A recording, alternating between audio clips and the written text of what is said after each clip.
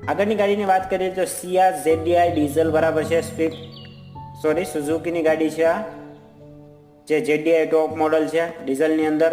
આ ગાડીની ડિટેલ મેળવી લઈએ બરાબર છે. જીજે કેટલાનું પાર્સિંગ છે તો કે જીજે 4નું પાર્સિંગ છે.